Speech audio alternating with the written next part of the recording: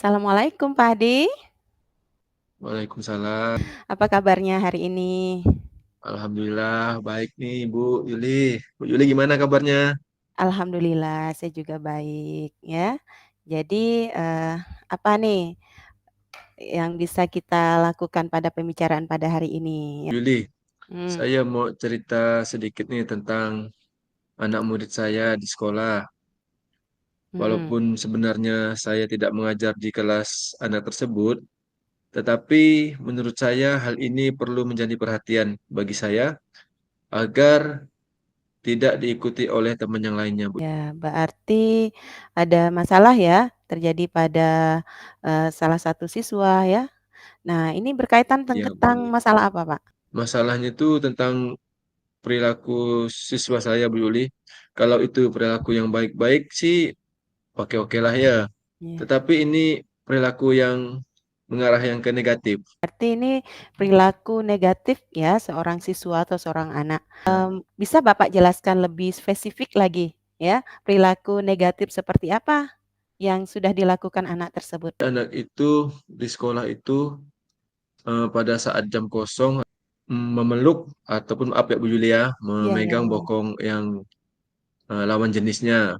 Jadi Mhm, mhm. saya rasa untuk perilaku anak itu kurang baik dan tidak etis. Sangat riskan ya, benar sekali Iya, ini Bu. masalah yang memang tidak bisa kita anggap sepele, Pak. Dari pembicaraan kita lakukan ini, apa yang Bapak harapkan? Bu Yuli, jadi yang saya harapkan tuh eh, anak tersebut tuh dapat mengubah perilakunya. Mhm. Terus saya harapkan juga teman-teman yang lain itu tidak mengikuti perilaku-perilaku teman-temannya yang kurang baik. Berarti ya tujuan dari rencana yang akan kita lakukan ini adalah Ya, solusi untuk, eee, melakukan suatu rencana agar anak-anak tersebut berperilaku positif. Seperti itu ya, Bapak, kalau saya iya, tangkap ya? betul, Nah, betul Bu Juli. berarti berperilaku positif kembali.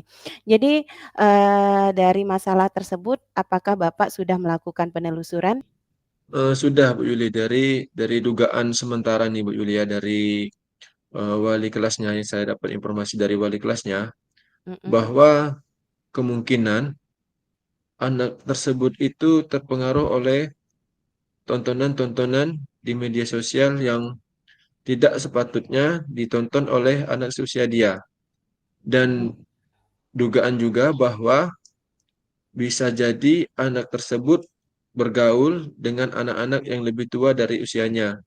Bisa dikatakan pengaruh dari pergaulan bebas. Gitu, Bu Yuli. mhm. Jadi, penelusuran yang Bapak lakukan ini apakah berdasarkan hasil dari observasi ataukah tanya jawab, Pak? Langsung terhadap anak yang bersangkutan? Penelusuran ini baru dari hasil pengamatan saya. Mhm. Nanti untuk tindak lanjutnya akan saya tindak lanjuti lebih lanjut, Bu Yuli. Jadi, beberapa penyebabnya ini karena memang, mereka pengaruh media sosial tadi, kemudian, dari pergaulan dengan teman yang usianya di atas mereka ya, Pak, ya? Iya, betul Iya. Bu Yuli. Kondisi seperti apa yang Bapak harapkan nih terhadap anak peserta didik Bapak nih? Saya harapkan sih kondisi yang ideal yang saya harapkan untuk anak tersebut dapat menyikapi ataupun memilah-milih memilih informasi yang baik untuk dirinya.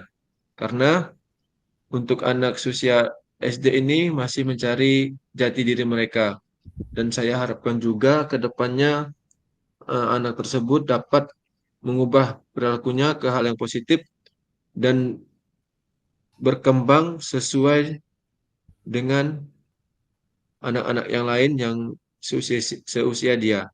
Mhm. Begitu Bu Yuli. Ya, baik sekali, Pak, ya. Jadi kita pun semua berharap hal yang sama ya, anak kembali Iya. kepada, asalnya ya, kemudian berperilaku positif, berkembang sesuai dengan usianya.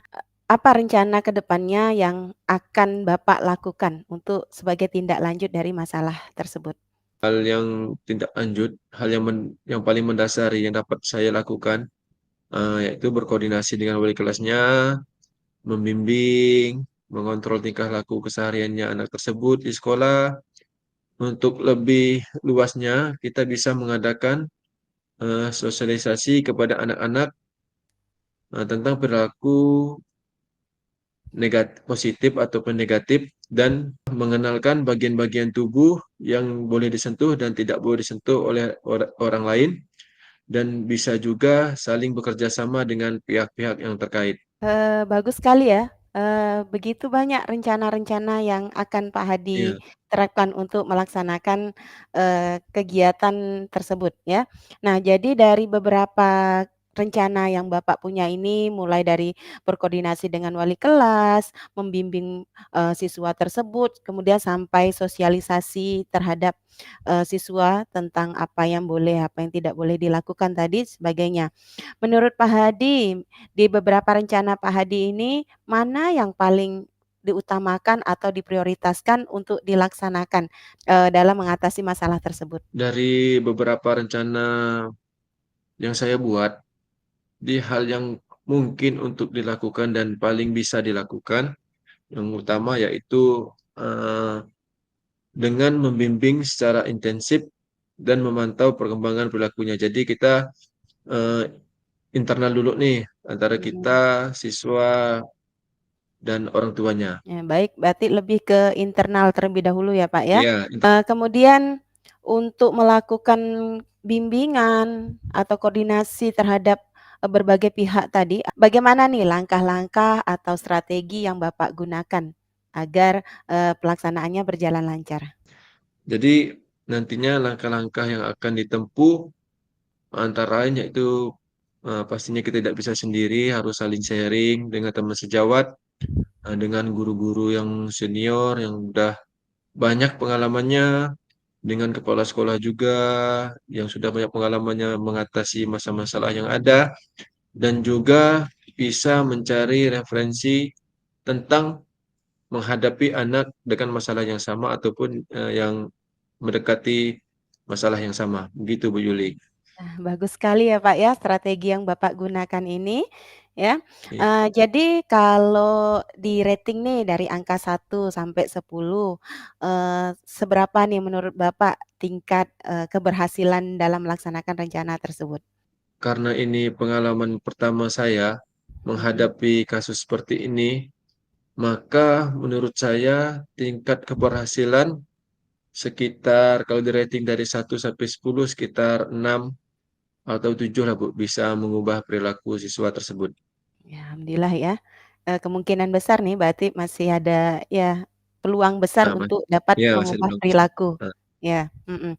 Baik, jadi, dari rencana yang Bapak akan lakukan itu, adakah kemungkinan kendala-kendala yang akan menjadi hambatan? seyogyanya setiap tindakan yang kita lakukan pastinya mempunyai hambatan. Misalnya entah itu ketika kita mewawancarai anak tersebut, bisa jadi anak tersebut kurang fokus atau tidak menyampaikan informasi secara benar, ataupun siswa tersebut tidak mau bercerita tentang Mhm.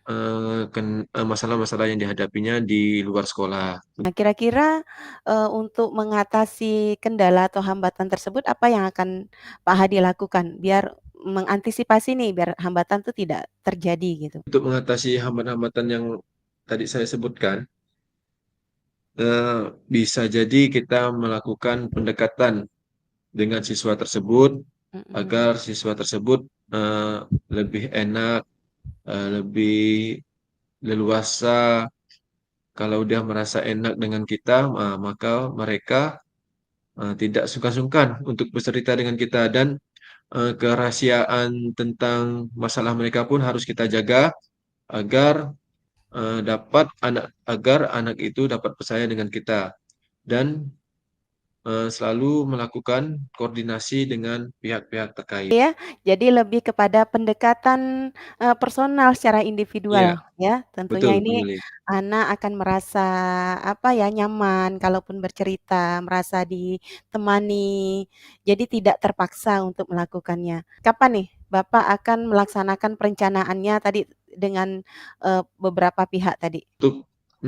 Internal ini Mhm. mungkin saya lakukan, dalam 1 atau 2 minggu ini untuk membimbing siswa tersebut dan Mhm. melihat perkembangan perubahan perilakunya.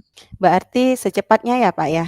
Ya, secepatnya. Nah, baik, dalam menyusun atau melaksanakan itu tadi kan, yang akan Bapak laksanakan, siapa-siapa saja nanti orang yang akan Bapak libatkan dalam membantu Bapak untuk melaksanakan kegiatan tersebut? Mhm. Jadi, untuk melakukan ini pastinya kita tidak bisa melakukannya sendiri, Mhm. perlu bantuan dari rekan sejawat, misalnya guru kelasnya, kepala sekolah, maupun orang tua murid itu sendiri. Kemudian adakah dukungan yang Bapak harapkan dari pihak yang lain lagi? Misalnya dari luar sekolah, selain wali murid? Untuk saat ini sih sepertinya belum, masih di internal dulu, tapi, tidak menutup kemungkinan kalau tidak ada perubahan, maka kita akan melibatkan pihak luar seperti, psikolog, dan yang lain-lainnya, Kak, yang kompeten di bidangnya. Kemudian apa ya bentuk dukungan yang Bapak harapkan nih dari semua-semua orang yang terlibat? Jadi bentuk dukungannya, men-support, eee, hal-hal yang kita lakukan bersama-sama, yaitu berkomitmen untuk mengubah perilaku anak tersebut. Jadi untuk tadi berkomitmen ya? Nah, bentuk Iya, komitmennya seperti apa nih, Pak Hadi? setiap rencana itu harus memiliki komitmen Mhm. agar apa yang akan kita lakukan dapat berjalan dengan lancar dan sesuai Mhm. dengan apa yang kita harapkan. Jadi untuk komitmennya itu, secara rutin atau seminggu 2 atau 3 kali kita membimbing secara intensif, anak tersebut untuk memantau perilakunya. Jadi, eee, bagaimana, perasaan Bapak setelah melakukan percakapan singkat ini? Perasaan saya setelah mencurahkan isi hati saya, masalah-masalah tentang, siswa saya merasa lega karena apa yang menjadi masalah siswa saya akhirnya dapat menemukan solusinya. Yang awalnya tadinya saya bingung harus ngapain, dan sekarang sedikit-sedikit mulai terbuka tentang apa yang harus saya lakukan untuk siswa tersebut. Mhm. Ya, baik Pak, saya juga, apa ya, berharap dari apa yang sudah kita bicarakan hari ini, apa yang sudah Bapak rencanakan, bisa berjalan dengan baik dan terlaksana secara maksimal dan membuahkan hasil yang, baik juga Amin. seperti tujuan yang Bapak, harapkan di awal tadi adalah, ingin membentuk karakter-karakter atau tindakan-tindakan positif peserta didik Bapak. Cukup pertemuan kita sampai di sini, insya Allah nanti kita lanjutkan lagi di lain kesempatan. Jadi nanti Pak Hadi, jika ada masalah apapun jangan segan-segan ya untuk menghubungi atau mengungkapkannya kepada saya, silakan. Siap Bu Yuli. Terima kasih Bu Yuli. Ya sama-sama, sampai berjumpa lagi Pak Hadi. Ya, Assalamualaikum. waalaikumsalam warahmatullahi wabarakatuh.